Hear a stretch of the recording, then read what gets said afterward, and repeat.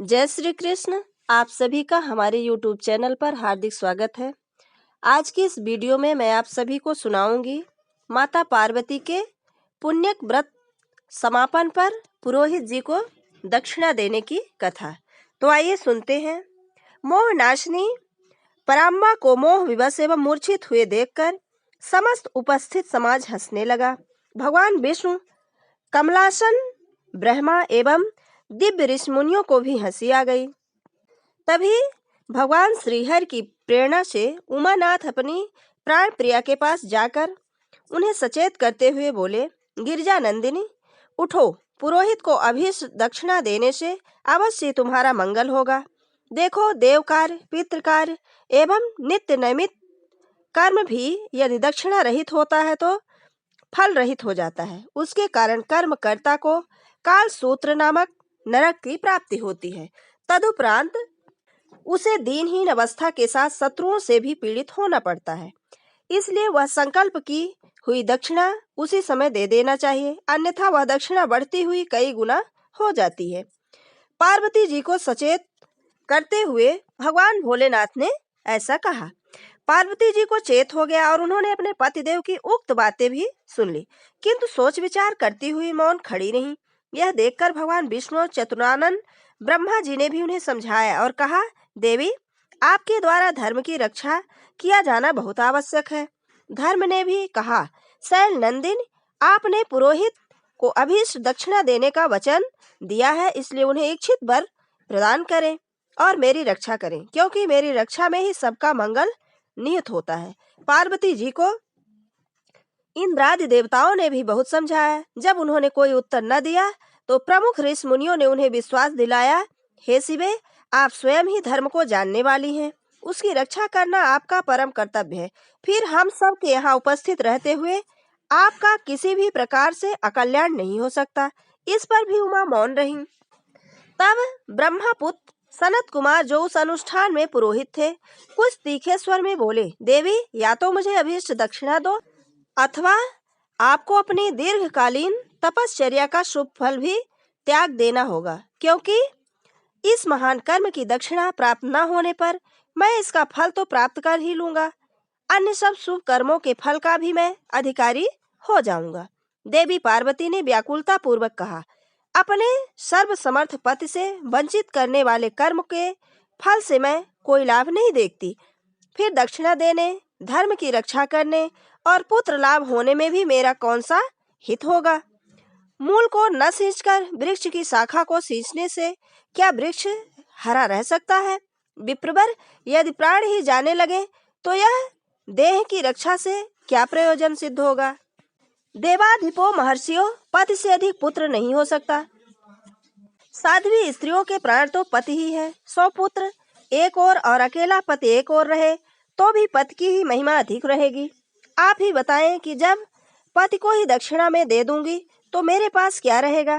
फिर पति से वंचित होने पर पुत्र मिलता हो तो वह वस्तुतः किसी काम का नहीं। पुत्र का एकमात्र मूल पति ही है, क्योंकि वह उसी के अंश से उत्पन्न होता है। जब मूलधन ही चला जाएगा तब विश्व में कोई भी व्यापार संभव नहीं होगा। इसलिए मैं तो यही समझती हूँ कि पुत्र के लोभ से पति का त्याग कोई गर्हिता नारी ही कर सकती है, मैं नहीं कर सकती। पार्वती इस प्रकार व्याकुल हुई बैठी थी। वह पुरोहित की व्रत समाप्ति की दक्षिणा स्वरूप अपना पति प्रदान करने के लिए प्रस्तुत नहीं हुई। इससे समस्त समाज में सन्नाटा छा गया। सभी उपस्थित जन किम कर्तव्य विमूढ़ बैठे थे। किसी की भी समझ में यह नहीं आ रहा था कि उपस्थित समस्या को किस प्रकार सुलझाया जाए। उसी समय अंतरिक्ष से एक अत्यंत अद्भुत रत्नाज से निर्मित दिव्य रथ उतरता हुआ दिखाई दिया, जो कि घनशील वर्ण में पार्षदों से घिरा था। वे सभी पार्षद रत्ना अलंकारों से सुसज्जित एवं दिव्य पुष्पहारों से समन्वित थे। देवताओं, ऋषि मुनियों, शिवगणों आदि ने देखा कि उस रथ में भगवान त्रिलोकीनाथ चतुर्भुज रूप में विराजमान है, जो कि रथ से उतर उसी स्थान पर समागत हो रहे हैं। उनकी चारों भुजाओं में शंख, चक्र, गदा, पद्म स्थित थे। उनको समागत देखकर समस्त देवता आदि उठकर खड़े हुए। ब्रह्मा, विष्णु, शिव ने उन्हें अर्घ्यादि देकर एक सर्वोत्तम सिंहासन पर विराजमान कराया और फिर सभी ने उनके अभय एवं पाप ताप नष्ट करने वाली पदारविंदों में भक्तिपूर्वक प्रणाम किया और गदगद कंठ से उनकी स्तुति करने लगे। भगवान त्रिलोकीनाथ बोले, देवगण, मुझे यहाँ उपस्थित विवाद का समाधान करने के लिए ही आना पड़ा है। गिरिजा नंदिनी पार्वती का यह व्रत केवल लोक शिक्षा के लिए ही नहीं है, अन्यथा यह तो सभी व्रतों और तपश्चर्याओं का फल प्रदान करने में स्वयं ही समर्थ है। इनकी माया से समस्त चराचर विश्व मोहित हो रहा है, तो यह स्वयं मोह में क्यों पड़ती हैं? इसलिए इनके द्वारा किया जाने वाला अनुष्ठान अपने लिए कदापि नहीं है और व्रत की समस्त विधियों के ज्ञाता, वेद वेदांगों के प्रकांड विद्वान, ईश्वर और सृष्टि के रहस्य ज्ञान पूर्ण पारंगत तथा परम हरिभक्त और सर्वज्ञ महर्षि सनत कुमार की भी अद्भुत दक्षिणा याचना का रहस्य भी यही है कि व्रतानुष्ठान करता अपना पूर्ण समर्पण कर दे। वह अपना कुछ भी न समझकर सब कुछ परम ब्रह्म परमात्मा का ही समझे। अनुष्ठान कराने वाला पुरोहित भी साक्षात परम ब्रह्म रूप ही है, ऐसा मानता हुआ ही किसी वस्तु के प्रति मोह न रहे। इसलिए इनके द्वारा दक्षिणा में व्रतानुष्ठान करने वाली साध्वी के उसकी सर्वाधिक प्रिय वस्तु मांग लेना भी उचित ही है।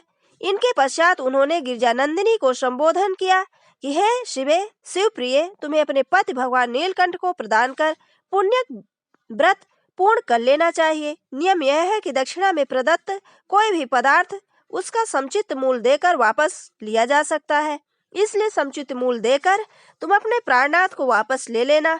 भगवान त्रिलोकीनाथ के शरीर जैसे शिव है वैसे गौ भी है, इसलिए पुरोहित को अपने पति के मूल्य में गौ देकर अपना पति लौटा लेना। यह कहकर भगवान त्रिलोकीनाथ तुरंत अंतर्ध्यान हो गए।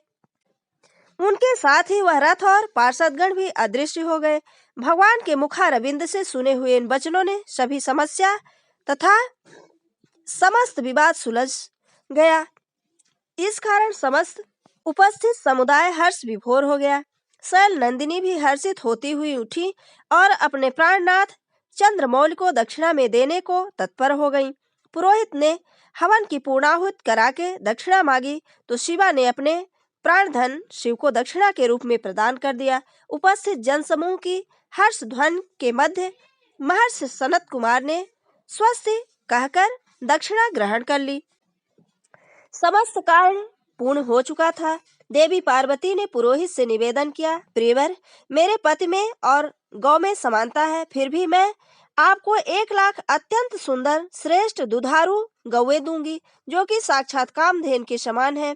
इनके बदले में आप मेरे प्राणधन को मुझे लौटा दीजिए। सनत कुमार बोले, देवी, मैं तो ब्राह्मण हूँ, कोई व्यापारी नहीं, इसलिए मैं आपके द्वारा दी जाने वाली 1 लाख गौओं का क्या करूँगा।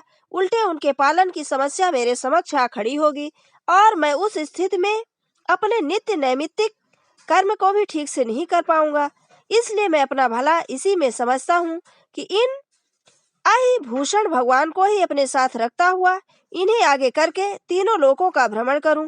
उस समय अपने अद्भुत रूप को देखकर बालक बालिकाएं प्रसन्न होकर ताली बजाएंगे और अट्टहास पूर्वक हो करते चलेंगे। यह कहकर महर्षि ने उमानाथ से कहा, आशुतोष अब मेरे हैं, इसलिए यहाँ आकर बैठिए। यह सुनकर भगवान शंकर सनत कुमार के पास जाकर शांत बैठ गए। अब तो देवी शैलपुत्री को बड़ी व्याकुलता हुई। उन्हें यह आशंका न थी कि सीधा साधा दिखाई देने वाला ब्राह्मण इतना हठ पर उतर आएगा और भगवान त्रिलोकीनाथ के वचनों पर भी ध्यान नहीं देगा। और फिर यह भी दुर्भाग्य की ही बात है कि मुझे ना तो अभीष्ट देव का दर्शन ही मिला और न व्रत का फल ही। तब क्या किया जाए? परंतु समस्या का समाधान था ही नहीं, तो उन्होंने सोचा इससे तो प्राण त्याग कर ही श्रेष्ठ है। जब कोई उपाय न दिखाई दे तो यही अंतिम अस्त्र रह जाता है। किंतु कहते हैं कि आत्मघात पाप है, तो उनका भी तो जो फल मिलेगा भोग लूंगी। ऐसा निश्चय कर गिरिजानंदिनी प्राण त्यागने के लिए प्रस्तुत हुई। उनका निश्चय समझने में ब्रह्मा विष्णु को देर न लगी। उन्होंने समझाया, देवी, विपत्ति के समय धैर्य का त्याग ही विनाश का प्रमुख कारण होता है। किसी को भी संकट से मुक्ति पाने का उपाय आत्मघात नहीं है, वरन विवेक बुद्धि से काम लेना चाहिए।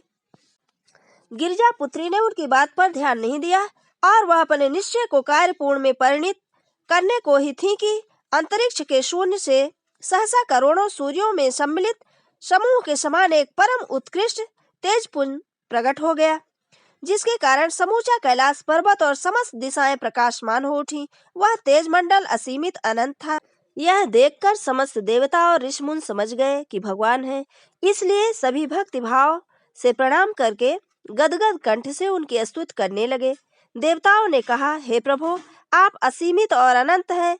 यथार्थ रूप से स्तुति करने में तो हम पूर्ण रूप असमर्थ हैं, क्योंकि आप समस्त विश्व के परमाश्रय, महामय और माया से परे भी है। हे नाथ, यह दृश्यमान जगत आपका ही महिमामय स्वरूप है। कोई भी दृश्यमान या अदृश्य पदार्थ किसी भी अवस्था में अपने आप से भिन्न नहीं हो सकता। प्रभो, हे जगदीश्वर, इस समय जो विकट परिस्थिति उत्पन्न हुई उससे आप ही उबार सकते हैं। ब्रह्मा विष्णु महेश ने कहा, प्रभो, आप समस्त देवता ऋषि मुनि एवं हम त्रिदेवों के भी उत्पत्ति करता है। हम सब आपके ही संकेतानुसार सृष्टि की उत्पत्ति, पालन और प्रलय किया करते हैं। हे प्रभो, हे नाथ, हे जगदीश्वर, आप हम पर कृपा कीजिए। धर्म ने निवेदन किया, त्रिलोकीनाथ, आपकी आज्ञा से ही समस्त धार्मिक और न्यायवान पुरुष मेरी रक्षा में तत्पर रहते हैं। हे प्रभो, यह सब आपकी ही महिमा का प्रभाव है। अन्य देवताओं ने कहा, हे नाथ, आप वाणी से परे होने के कारण अकथनीय, स्वेच्छामय, ज्ञानमय एवं ज्ञानातीत हैं। तब आप समस्त वेदों के कारण स्वच्छ ज्ञान मूर्ति का स्तवन किस प्रकार किया जाए। हे प्रभो, हम सब आपके कालांश होने के कारण आपकी संपूर्ण कलाकारी को ठीक प्रकार से जानने में भी समर्थ नहीं है। ऋषियों ने कहा, हे मोक्षप्रद प्रभो, आप समस्त कल्याणों के आश्रय, सिद्धियों के प्रदाता तथा बुद्धि के प्रेरक हैं। आपकी ही प्रेरणा से हम सब केवल आपके ध्यान में अंतर्निहित तल्लीन रहते हैं, फिर भी आप करुणा मूर्ति के साक्षात दर्शन नहीं कर पाते। हे प्रभो, हम आपको नमस्कार करते हैं, आपकी जय हो। तभी सर्वत्र जय घोष होने लगा। सभी दिशाएं भगवान परम ब्रह्म श्री कृष्ण की जय जयकार से गूंज उठी। तभी जगत जननी पार्वती ने परमात्मा के स्वरूप का गुणगान करते हुए निवेदन किया, सर्व अंतर्यामी, आपका अद्भुत तेज करोड़ों सूर्यों को जलाने में समर्थ है। आपके स्वरूप का वर्णन कोई नहीं कर सकता। आप अणु अणु में व्याप्त एवं परम महिमामय है। आप इच्छा मात्र से ही सभी कुछ करने में समर्थ हैं। इसलिए आप तो मुझे जानते हैं, किंतु मैं आपको यथार्थ रूप से कैसे जान सकती हूँ। हे प्रभु, मैंने पुत्र की कामना से पुण्यक व्रत का अनुष्ठान किया है, किंतु इस अनुष्ठान की समाप्ति पर विधानानुसार अपने प्राणपति को दक्षिणा रूप में दिया जाता है। यह कार्य अत्यंत दुष्कर है। कोई साध्वी नारी पुत्र के लिए अपने पति का त्याग कैसे कर सकती है। हे करुणामय, हे गोलोकनाथ, आप मेरी सोचनीय स्थिति को समझकर मुझ पर दया कीजिए। आगे का वृत्तांत हमारी अगली वीडियो में। अगर हमारा ये वीडियो आपको अच्छा लगे तो इसे लाइक कर अपने मित्रों के बीच में शेयर करना बिल्कुल ना भूलें। जय श्री कृष्ण। धन्यवाद।